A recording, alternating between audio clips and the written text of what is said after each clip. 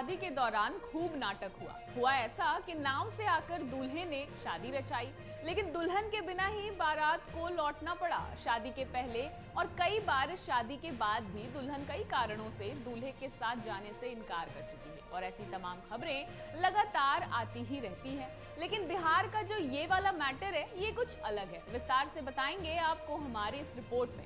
नमस्कार, आप देख रहे हैं अमर उजाला और मैं हूं आपके साथ ज्योति चौरसिया। शादी के सीजन में कई तरह की खबरें सामने आती हैं। दूल्हा दुल्हन और रिश्तेदारों के वीडियोस भी खूब वायरल होते हैं।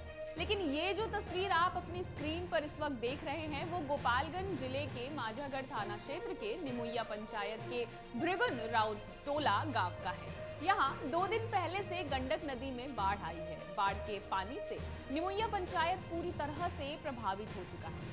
ऐसे में इस गांव के विकास यादव सज धज कर दूल्हा बने तो 2 किलोमीटर की दूरी तय करने के लिए नाव की सवारी करनी पड़ी।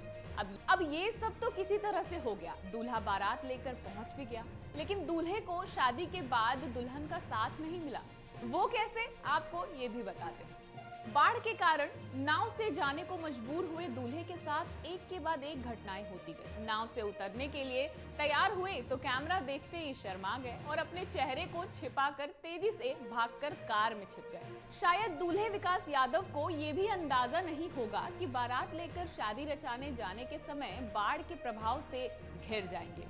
उनकी शादी पूर्वी चंपारण के मलाही गांव के सत्येंद्र यादव की बेटी से होनी थी, इसलिए शादी के लिए निकलते समय नाव की सवारी करनी पड़ी। निमुइया पंचायत के सरपंच और दूल्हे राजा के दादा चंद्रिका यादव ने बताया कि दूल्हा विकास की शादी थी।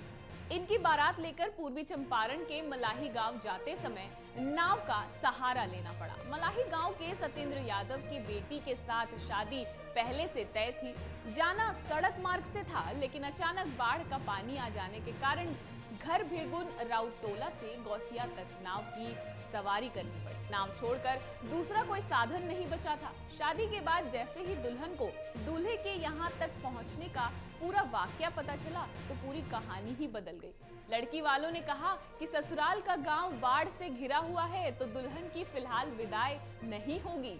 लेकिन फिर दोनों पक्षों ने आपस में ये तय किया कि लड़की की विदाई कुछ दिन बाद की जाएगी। यही वजह है कि बाढ़ के कारण दूल्हे राजा विकास को बिन दुल्हन ही वापस लौटना पड़ा। बहरहाल आपको हमारी ये खबर कैसी लगी हमें कमेंट करके जरूर बताइएगा। ऐसे ही तमाम खबरों के लिए देखते रहिए अमर उजाला। अगर आप ये वीडियो YouTube पर देख रहे हैं तो हमारे चैनल को सब्सक्राइब करें और बेल आइकन को दबाना ना भूलें। अगर आप Facebook पर ये वीडियो देख रहे हैं तो हमारे पेज को लाइक करें।